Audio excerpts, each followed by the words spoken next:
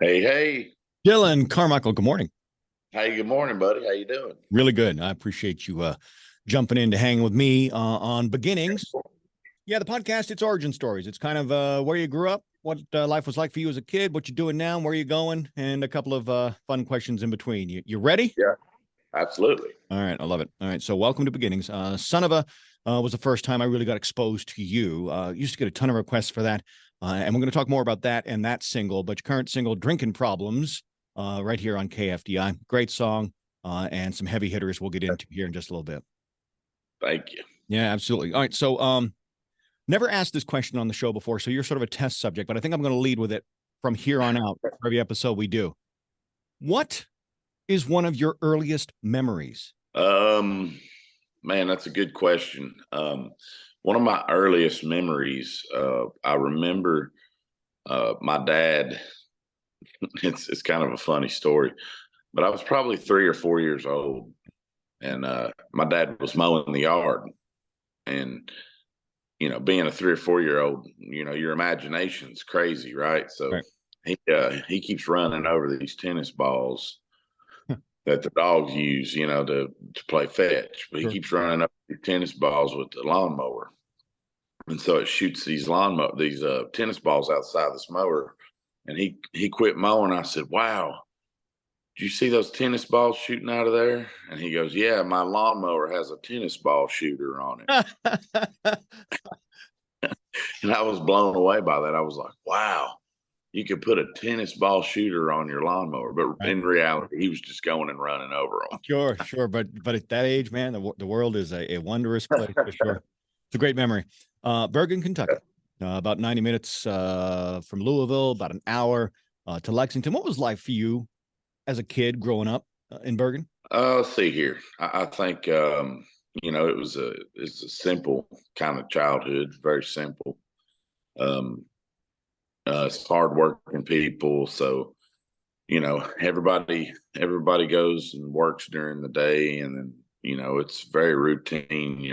Everybody works during the day and then comes home at dinner time. And they go to church on Sunday and Monday through Friday. They Yeah, the story how it goes, but it was a very routine but simple place to grow up. Good people, yeah. a lot of good people. Pretty small town, right? Oh yeah, yeah. The last time I checked, it was like 920 people, I think. Yeah. So which can be good and bad. I mean, in those small towns. I mean, I grew up in a town of probably 3 or 4 thousand, but everyone kind of knows everyone and what they're up to, and that can be good or bad, I suppose. Right. Ever break a bone as a kid? No, I fractured my pinky when I played football. Okay. What position? Yeah. Oh gosh. I mean, you're a pretty big dude. Yeah, I played on the line, Okay. like the defensive line. Sure. I don't remember exactly what position. I turned out to not be a big sports guy in general, which is a Okay. whole nother conversation. Okay. Well, maybe But we'll get into that in a little bit. If a family member were to crack open their wallet or a photo album and pull out a picture of you as a teenager, let's say, uh, did you have long hair in that picture, or when did you start growing the long hair? Because I always envied the guys in high school when I was in high school who could grow their hair that long or longer. Because mine would get to about here and then head that way, and it was just a mess. I know, awkward phase. Right. Um, I never had long hair until I was in my 20s. Okay. All right. I was buzz cut short my whole life. Right on.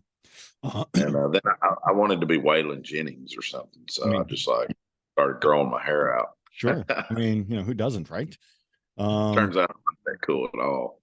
and, But yeah, people like Morgan Wallen. I wonder why he just shaved his hair off. He shaved his mullet off, and people are freaking out over that. But he just starting controversy, for sure. And doing Patrick, and just being Morgan. yeah, and Patrick Mahomes. Since we're in Chiefs country, he's talking about changing his hairstyle this year. So we'll have to wait and see. But what was your first vehicle?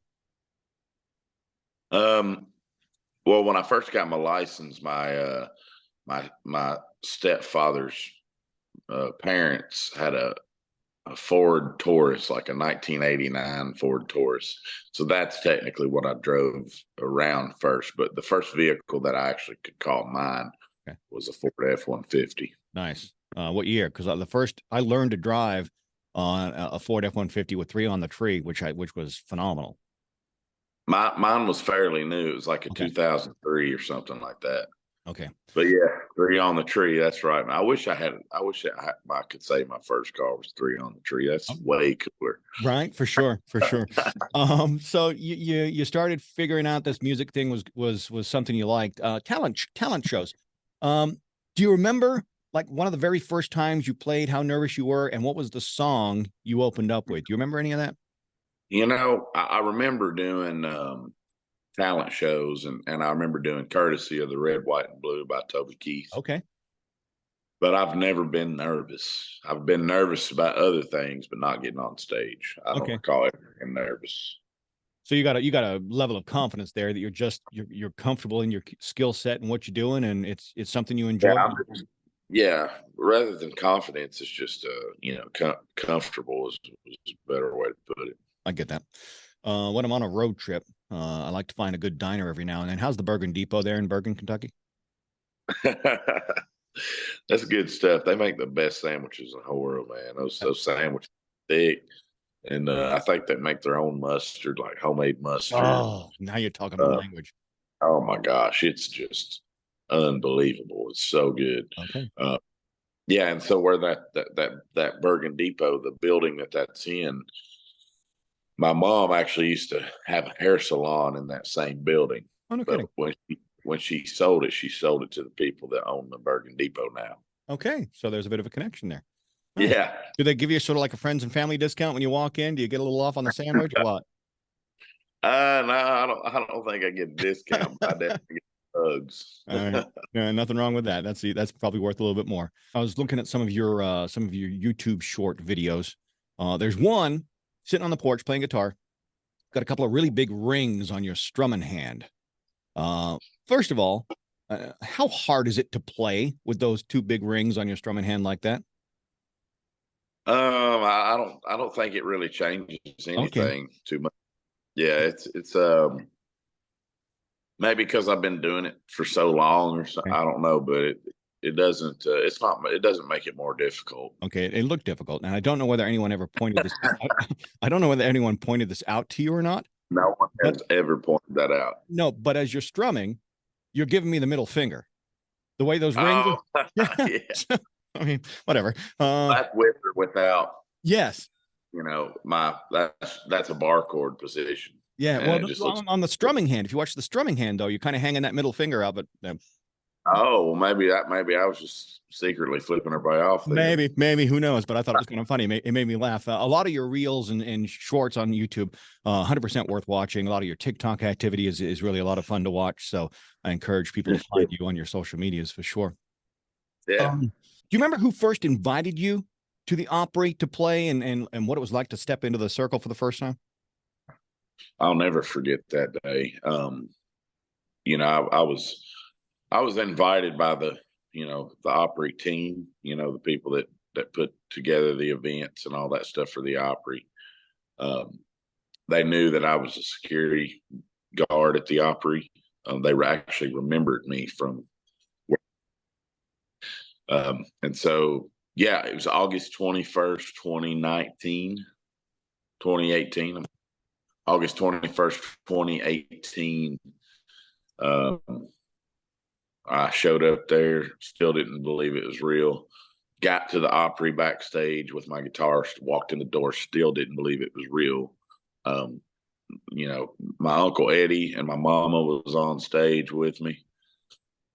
We walked outside stage and they said, Dillon Carmichael. Still didn't believe it was real. Chill. Walked out on stage, stepped in the circle, still didn't believe it was real. And what's funny is I still don't believe that's real, man. It blows my mind. I just absolutely cannot believe even now, 5 years later, I just can't believe that I ever played the Grand Ole Opry. It's amazing. Right. And to play it tomorrow, yeah, I mean, it's every time, you never lose count. Tomorrow's going to be my 25th time playing the Opry.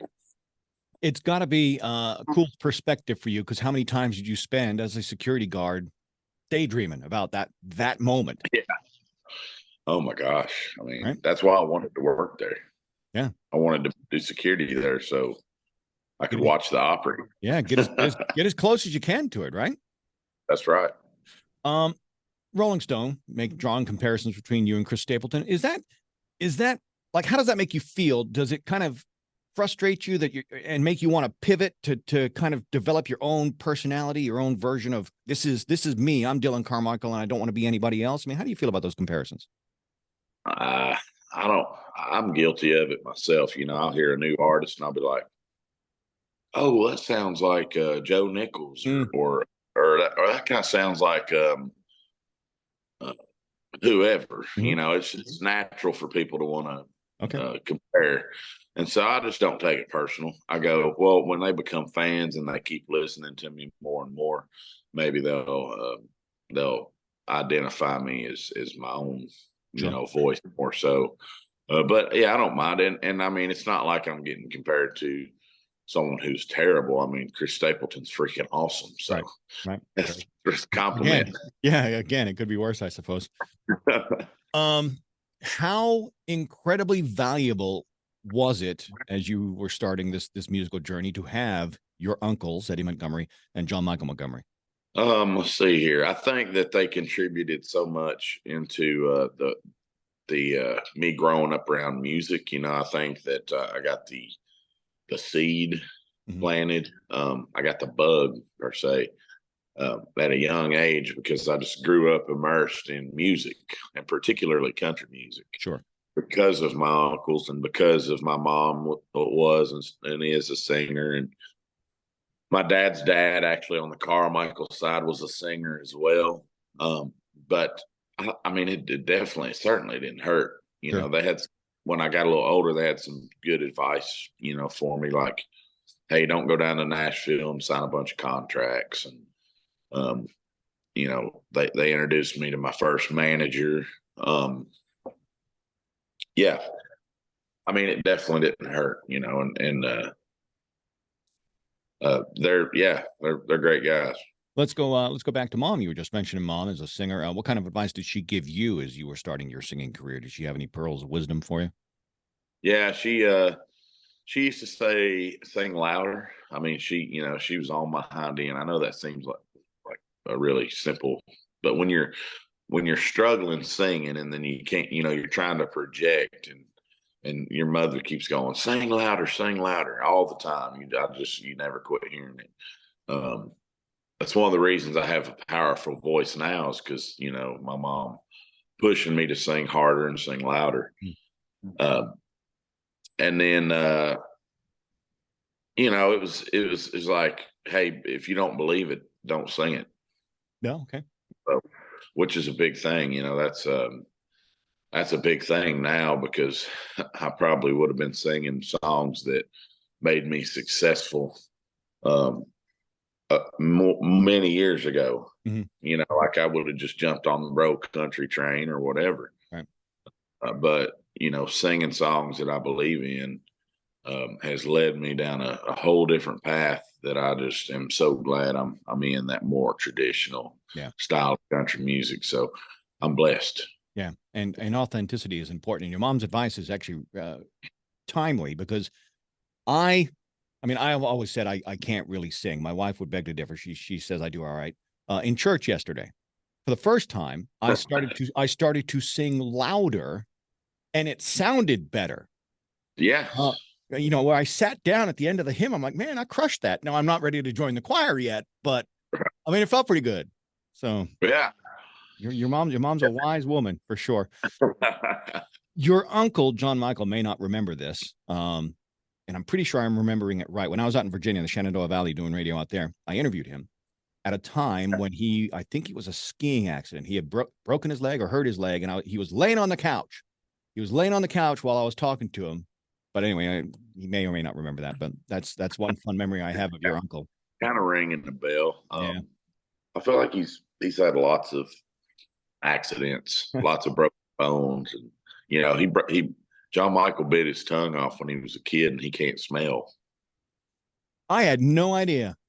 Yeah, he can't smell at all Huh. ever his whole life. Not even a little bit. Has no sense of smell whatsoever. That is crazy. That is crazy. You're gonna have to wrap him up in bubble wrap. He's gonna have to be careful or something. Get him a helmet. Yeah. All right. Let's go back. I told you we were going to go back to it. Son of a. I love that song from the first play I heard it. I thought it was such a good song.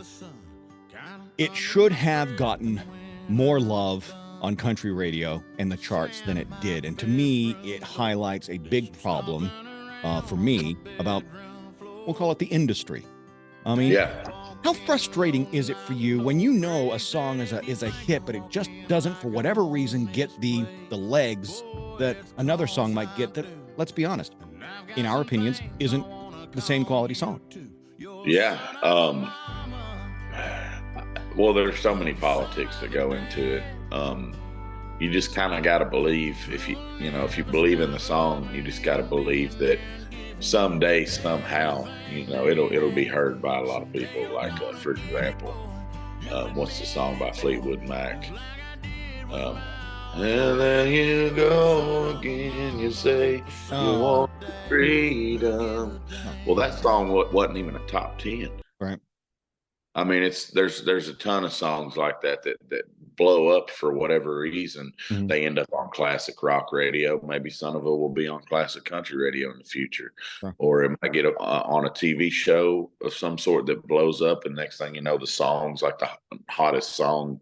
You just don't know. Sure. And I believe in that song so much that I believe in the future it will be Good. timeless.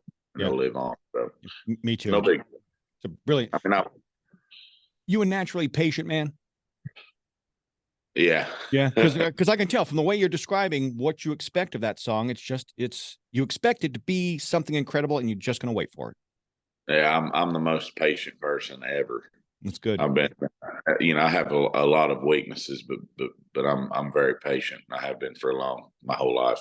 No, again, nothing wrong with that. I wish I had that sort of patience. So that's good. Drinking Problems, your current single.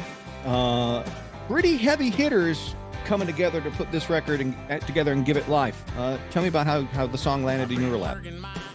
Let's see. John Party. John Party's my producer. John Party and Ryan Gore. And it got pitched to us for this project. And Luke Combs is singing the demo. And Luke Combs wrote it in 2017. Okay. And somehow I managed to get a hold of it. It just ended up in a pile of songs. One day I listened to it and I just loved it. I was like, man, that's relatable. Yeah. It's funny, it's lighthearted, it'd be a good summertime song. And of course, anything Luke Combs touches turns to gold. So I think he's going to be all right. I was like, let me try this song on and see how it feels. And it felt really good. So, and it ended up being the radio single, so yeah, it's been awesome. I love listening to it on KFDI and wish you much success there. Let's hang with that. You mentioned a project. We'll use air quotes. Heading toward 2024 and into next year. I mean, what are you working on? I'm working on a full length record. Okay. It'll be out at the beginning of the year in 2024. Okay. So songs pretty much all written, ready to go cut it, or where are we at? Yeah. We still got a few more songs to write for it, but we have most of all the songs we need. Good. So I'm excited for that. A couple more questions, and we'll wrap up beginnings. When your time is done on this earth, I'm a big believer in legacy. When your time is done on this earth, what do you want your legacy to be? Man, that's a good question. That's not loaded, but that's a important question. I ask it because I don't think enough people think about it. Yeah. I guess that I was a good person, just good to my family, good to my wife, and good to people. I mean, the whole reason I write songs is because I want to change lives, put a smile on somebody's face or whatever. And hopefully I do that, leave behind some songs that move people. So, yeah, I think that's it. I mean, what else could you ask for? Right. Exactly. How was the Music City Grand Prix? It was great. Yeah. I mean, how can you not have a good time, right? I tell you, what the shocking thing about that is the same night I played, Flo Rida played. Okay. And I had no idea who that was. Right. and I went over. Me and my wife with our friends, we went over and just to watch him. I was like, I don't know who this guy is, but we went and watched him, and man, it was a great show. Yep. A great show. I had a blast. Yep. But yeah, our show went great too. It was raining when we played, but everybody was under the tent. I'm fine with that. Yep. They didn't want to get wet, so it's all good. Look, if Taylor Swift can play in the rain, you can too, right? Right.